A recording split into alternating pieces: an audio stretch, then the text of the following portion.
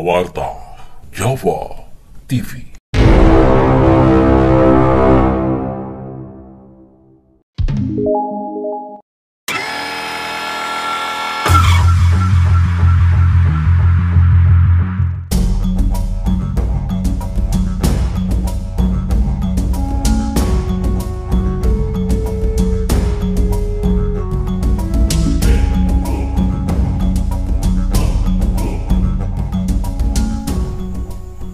Manakala masyarakat tengah dilanda pagebluk, banyak orang bicara mengenai sosok Ratu Adil dan Satrio Piningit. Dalam pembicaraan mereka, sering dibumbui dengan dua nama penting yang selalu diklaim sebagai pamomong raja-raja di tanah Jawa. Mereka yakni Sabdopalon dan Noyokinggong. Dua nama yang sering dianggap satu tokoh tersebut sering diidentikan dengan Kaki Semar, tokoh yang muncul semasa Syekh Subakir datang di tanah Jawa, di mana semula dia tinggal di Gunung Srandil, Cilacap, dan kemudian menetap di Gunung Tidar, Magelang. Sebab itu, baik Gunung Srandil maupun Gunung Tidar dianggap sebagai hunian Kaki Semar. Pembicaraan orang-orang pun melebar sampai pada Satrio Pinandito Sinisian Wahyu, sebagaimana disinggung oleh Raden Ngabe Ronggowarsito. Dari sini kemudian muncul pendapat bahwa Ratu Adil adalah pimpinan negara atau pimpinan daerah yang bukan sekadar diusung oleh partai politik, namun pula mendapatkan wahyu dari ilahi. Wahyu tersebut sering disebut dengan wahyu keperabun atau wahyu cakraningrat.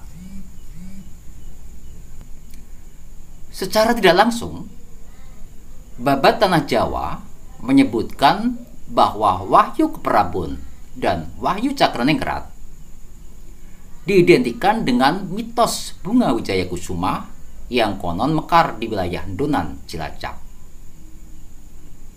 Penjelasan Babat Tanah Jawa tersebut disampaikan melalui kisah Pangeran Adipati Anom atau Raden Mas Rahmat, putra Sunan Amangkurat I, yang hendak menjadi raja di Tegalarum dengan memerintahkan pada Ki Pranantoko alias Gendowor untuk memetik bunga Wijaya Kusuma di wilayah Donan.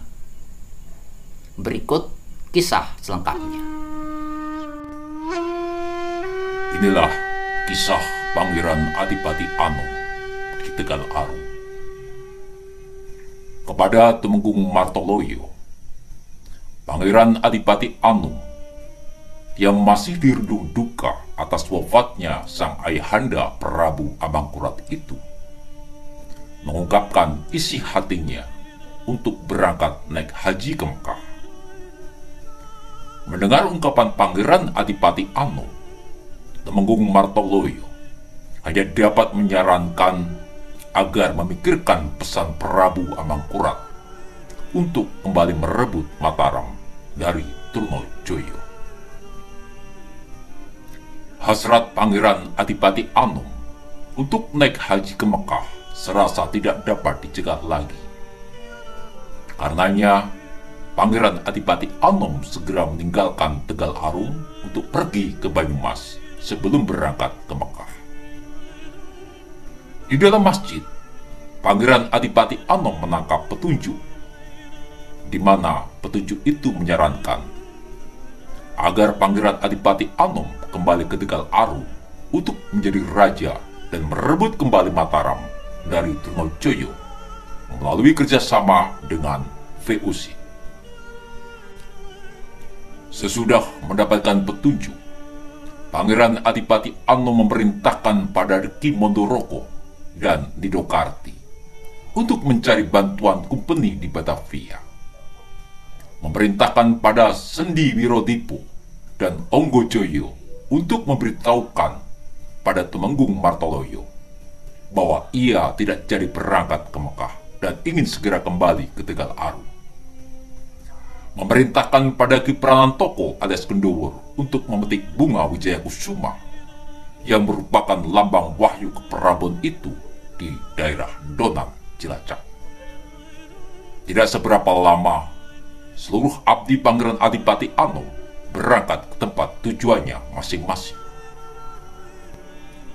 Singkat cerita, Pangeran Adipati Anom dan seluruh utusan yang mendapatkan hasil itu telah berkumpul di Tegal Arum.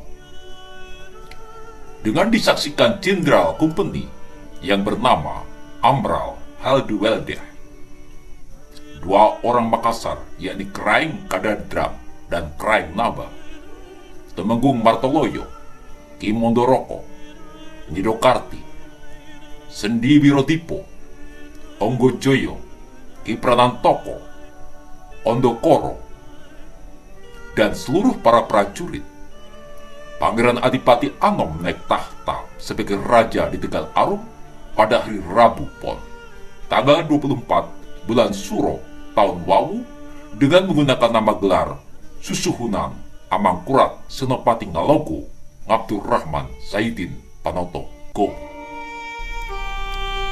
Melalui kisah jumenengan Pangeran Adipati Anom sebagai raja di Tegal Arum tersebut, kita bisa memahami bahwa wahyu keprabon yang disimbolkan dengan bunga Wijaya Kusuma tersebut merupakan syarat menjadi pimpinan negara yang adil dan bijaksana.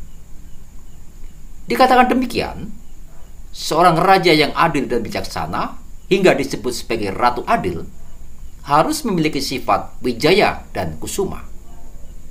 Ratu Adil yang memiliki sifat wijaya harus mampu membawa negaranya pada puncak kejayaan. Ratu Adil yang memiliki sifat kusuma harus mampu membawa nama harum negaranya. Dengan demikian, Ratu Adil yang tidak identik dengan Satrio Piningit, namun identik dengan Satrio Pinandito Sinisian Wahyu tersebut akan senantiasa menjadi Kalifatullah, utusan Tuhan yang selalu mendengar bimbingan positif dari para penasihat presiden atau kepala daerah yang berjiwa Sabtu Palon, Noyo Genggong, atau Kaki Semar.